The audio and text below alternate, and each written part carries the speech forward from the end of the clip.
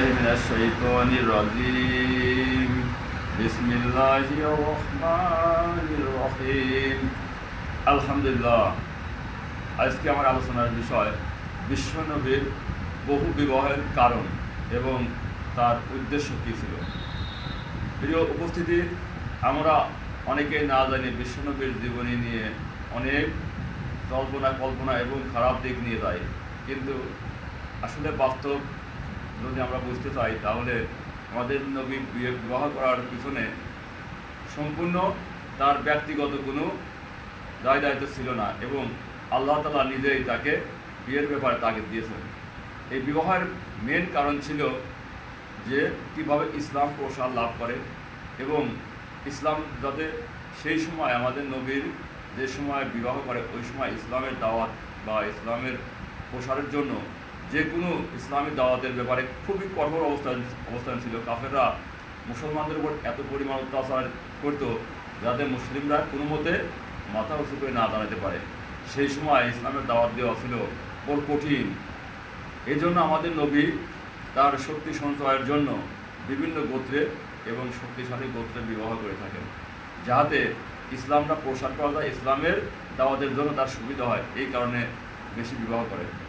তাছাড়া আর একটা বিষয় ছিল, সেটা হচ্ছে আমাদের নবী ছিল একটু লাজুক কোয়ালিটির, যার কারণে ইসলামের যে মাসলা মাসাইলগুলো এইগুলো সরাসরি মেয়েদের সাথে কথোপকথন করার জন্য তিনি এগুলোকে বেশি দ্বিধাবোধ করত। এই জন্য তিনি তার স্ত্রীদের মাধ্যমে এগুলো অন্য মেয়েদের কাছে জানানোর জন্য তিনি এই বহু বিবাহগুলো করে থাকেন। কিন্তু বড় বড় নাস্তিকবাদরা, বিভিন্ন বাংলাদেশের সারা বিশ্বের নাস্তিকবাদরা আমাদের নবীকে নারী লোভী বলে তাকে আখ্যা দেওয়া হয়েছে। এই নাস্তিকরা আমাদের নবীকে এই ছোট করার পিছনে তাদের হীন মনের পরিচয় দেয়, কিন্তু আমাদের নবী ছিল খুবই বৃহৎ মনের অধিকারী। নইলে আমাদের নবীর যে চেহারা ছিল পৃথিবীর বিরল প্রকৃতির চেহারা, বিশ্বের ভিতরে একটা মানুষের চেহারা এরকম চেহারা কোনোদিনও সৃষ্টি হবে না। আল্লাহ তাআলা বলেছেন যে আমার বন্ধুর যে চেহারা দিয়েছি পৃথিবীতে আর কোনোদিন এইরকম চেহারার এত সুন্দর বিরল প্রকৃতির মানুষ আর কোনোদিন তৈরি হবে না।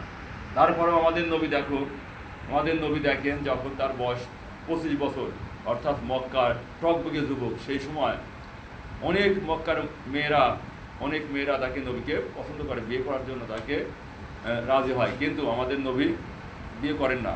লাস্ট পর্যায়ে আমাদের নবী যে বিবাহ বন্ধন আবদ্ধ হয়, তিনি হচ্ছে প্রথম বিবাহ করেন খাদিজা রাদিয়াল্লাহু তাআলা আনহা, এবং খাদিজা রাদিয়াল্লাহু তাআলার বয়স ছিল তখন 40 বছর এবং তার 2টা স্বামী মারা যায়। চিন্তা করো, যদি একটা যুবক ছেলে যদি তার নারী লোভী হতো তাহলে সে সুন্দর চেহারাবান এবং একটা কুমারী মেয়েকে বিয়ে করতো, কিন্তু আমাদের নবী তা করেন নাই। আমাদের নবী আল্লাহর হুকুমে হযরত খাদিজা রাদিয়াল্লাহু তাআলা আনহাকে বিয়ে করে এবং তাদের ইসলামটা প্রসার লাভ করে, এই বিষয়ে আমাদের নবী বিয়ে করছেন। কিন্তু আমাদের নবী কোনো সময় নারী লোভী ছিলেন না। যেসব নাস্তিকবাদীরা এই কথা বলে যে বিশ্বনবী ছিলেন নারী লোভী এবং নারীর লোভে পড়ে আমাদের নবী এই বিবাহ করছে, আমি সেই সব নাস্তিকদের ধিক্কার জানাই এবং আমাদের নবীর চরিত্র সম্পর্কে তারা যেন অবগত হয়। আমাদের নবী ছিলেন পৃথিবীর বিশ্বের বিরল প্রকৃতির চরিত্র, যার চরিত্রের ভিতরে বিন্দু মাত্র কোনো প্রকার খাত ছিল না, এবং তিনি ছিল আল্লাহ তাআলার দেওয়া সেই বিশ্বের সবচেয়ে শ্রেষ্ঠ নবী, যে নবী তৈরি না হলে পৃথিবীর কোনো কীট পতঙ্গ তৈরি হতো না। সেই নবীর উপর যারা এই খারাপ ধারণা করে এবং খারাপ বিদ্বেষ পোষণ করে, আমি তাদেরকে ধিক্কার জানাই এবং তাদেরকে আমি খুবই খারাপ চোখে দেখি। তারা যেন আমাদের নবীর জীবনীকে সঠিকভাবে পড়ে এবং আমাদের নবীর জীবনীটা তারা সুন্দরভাবে উপস্থাপন করে এবং নবীকে তারা আরও এইরকম খারাপ ভাষায় যারা কথা না বলতে পারে। সবাইকে সুন্দর এবং আনন্দঘন জীবন করে এবং আমাদের নবীর জীবন বোঝার জন্য সবাইকে তৌফিক দান করুন। আল্লাহ তাআলা আমাদের সবার সুন্দর এবং আনন্দঘন জীবন দান করে সবার সুস্বাস্থ্য কামনা করে এখানে শেষ করছি। আল্লাহ হাফেজ।